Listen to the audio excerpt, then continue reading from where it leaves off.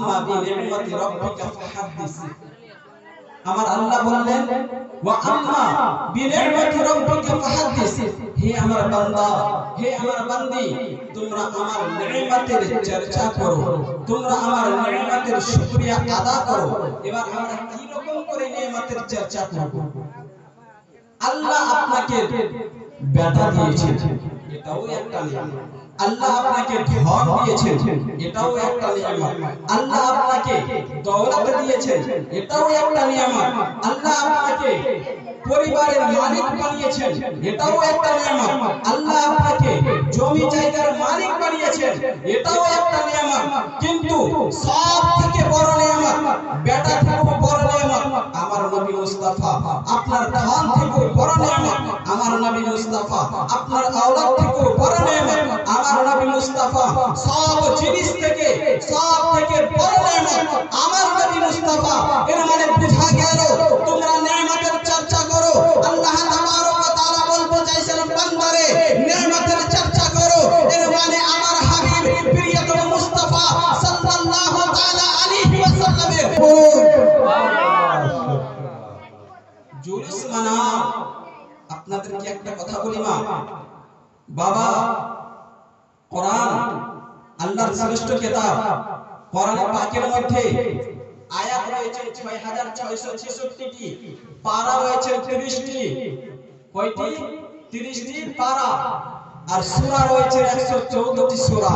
আল্লাহ তাবারক ওয়া তাআলা সমস্ত কোরআনের মধ্যে হর একটা অক্ষরের মধ্যে হর একটা আয়াতের মধ্যে আমার নবীর মিলাদ রেখেছেন। জোরে বলুন সুবহানাল্লাহ। আপনি যেটাই অক্ষর দেখবেন, যেটাই আয়াত দেখবেন, যেটাই রুকু দেখবেন, যেটাই পারা দেখবেন, সমস্ত কোরআন আমার নবীর মিলাদের ব্যাপারে আছে। জোরে বলুন সুবহানাল্লাহ। তাহলে মিলাদ কি রকম মানাতে মানা করছি? শুধু এটা নয় মা, আপনাদেরকে একটা কথা বলি বাবা। হযরত আবু কাতাদা রাদিয়াল্লাহু তাআলা আনহু থেকে হাদিসটা বর্ণিত রয়েছে, মুসলিম শরীফের হাদিস। মনে রাখবেন আপনারা, যেই পাখন্ডী বলে মিলাদ মানানো যাবে না, মিলাদ পালন করা যাবে না, মিলাদ পালন করা হলো শিরক, মিলাদ পালন করা হলো হারাম, মিলাদ পালন করা চলবে না, আমার নবীর জুলুস মানা চলবে না, আপনারা এই হাদিসটাকে মনে রাখবেন। কারণ ওই মৌলবি কখনো পড়ালেখা করেননি, উনি ঘুরে ফিরে মৌলবি বেনেছেন। মুসলিম শরীফের হাদিস, কিতাবুস সিয়ামের হাদিস। হযরত আবু কাতাদা রাদিয়াল্লাহু তাআলা আনহু আমার নবীকে জিজ্ঞাসা করলেন, ইয়া রাসূলুল্লাহ, ইয়া হাবিবাল্লাহ, আপনি যে সোমবারের দিন রোজা রাখছেন, এই সোমবারের দিন রোজা রাখার কারণ কি? আপনি কেন সোমবারের দিন রোজা রাখছেন? আমার নবী বললেন, এই আবু কাতাদা, আমি সোমবারের দিন রোজা এই জন্য রাখছি যে আমি সোমবারের দিন জন্মগ্রহণ করেছিলাম। জোরে বলুন। আমার নবী জন্মদিবস পালন করেছেন, নিজের জন্মদিবস রোজা রেখে পালন করেছেন। আর আশিকে রাসূলরা মিলাদ সাজিয়ে পালন করে। জোরে বলুন সুবহানাল্লাহ।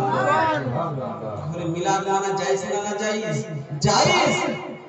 এবার কোন মৌলবি যদি বলে যে না জায়েজ, তাহলে জানবেন সবথেকে বড় মূর্খ হলো উনি। কারণ উনি হাদিস, মুসলিম শরীফ, এটা সহিহ সিত্তার হাদিস। একটা আপনাদেরকে হাদিস আরো শোনাই ইনশাআল্লাহ, তারপর আপনাদেরকে জীবনী শোনাবো আমি। হযরতে নবী মুস্তাফা সাল্লাল্লাহু তাআলা আলাইহি ওয়াসাল্লামের জশ্ন ঈদ মিলাদুন নবীর ব্যাপারে একটা হাদিস আপনাদেরকে শোনাচ্ছি। আবু লাহাব নবীর চাচা, আবু লাহাব নবীর চাচা। আবু লাহাব যখন মারা গেলেন, মারা যাইবার পর ওনার খানদান থেকে একজন স্বপ্নের মধ্যে দেখলেন যে আবু লাহাবকে দেখতে পাচ্ছেন স্বপ্নের মধ্যে। তো ওনাকে জিজ্ঞাসা করলেন, আবু লাহাব, তুমি কবরের মধ্যে কি রকম আছো? আবু লাহাব, তুমি কবরের মধ্যে ভালো আছো তো? আবু লাহাব, তুমি কবরের মধ্যে শান্তিতে আছো তো? আবু লাহাব তখন বললেন যে না, আমি কবরের মধ্যে শান্তিতে নাই, আমি কবরের মধ্যে ভালো নাই, আমি কবরের মধ্যে কোনো শান্তিতে নাই, আমার কবরের মধ্যে অনবরত আযাব হতেই আছে। কিন্তু আমার আঙ্গুল একটা রয়েছে, যেই আঙ্গুল দ্বারা আমি যদি মুখের মধ্যে দিই, ওই আঙ্গুল থেকে পানি বের হয়, আর ওই পানিটা যখন আমি খাই, যখন আমি চুষি, আমার ভিতরে শান্তি চলে আসে। জোরে বলুন, শান্তি চলে আসে। আবু লাহাবকে জিজ্ঞাসা করানো হলো, তাহলে বলো ওই আঙ্গুল দ্বারা তোমার ভিতরে শান্তি কেন আসে? তো আবু লাহাব বললেন, শোনো, যখন আমার নবী জন্মগ্রহণ করেছিলেন, যখন আমার নবী পৃথিবীতে এসেছিলেন, পৃথিবী আসার পর আমি যখন খবর পেলাম যে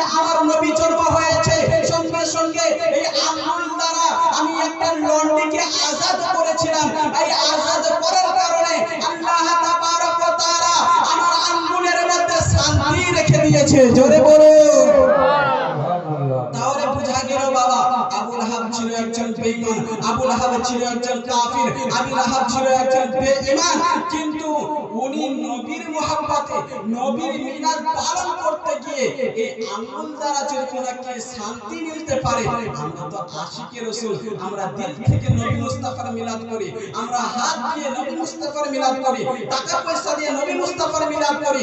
আমাদের নবী মুস্তাফা সাল্লাল্লাহু তাআলা আলাইহি ওয়াসাল্লাম কবরের মধ্যে অবশ্যই শান্তি হবে, জোরে বলুন সুবহানাল্লাহ।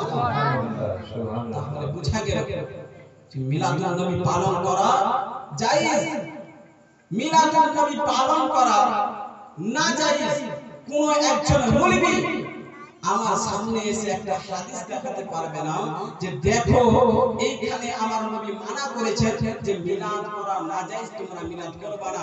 কসম খোদাকে বলছি, যদি সেই মৌলবী আমার সামনে এসে বলে দিবে দেখো নবী বলেছেন যে মিলাদ তোমরা মানাবে না, নবী বলেছেন তোমরা মিলাদ করবে না, আমি সেই দিন থেকে মিলাদ করা ছেড়ে দেব।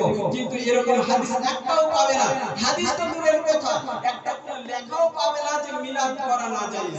মোল্লা আলী কারি রাহমাতুল্লাহি আলাইহি এবং আল্লামা বুরহানুদ্দিন হালবি রাহমাতুল্লাহি আলাইহি এই দুইজন ইমাম মিলে লিখেছেন যে আশিকের রাসূলরা আজকে শুধু মিলাদুন নবী পালন করে না, জুলুস শুধু আজকে পালন করে না, বরঞ্চ সমস্ত জামানার মধ্যে হার জামানার মধ্যে মিলাদুন নবী পালন করতে করতে এসেছেন, জোরে বলুন সুবহানাল্লাহ। এই জন্য মিলাদুন নবী পালন করা জায়েজ।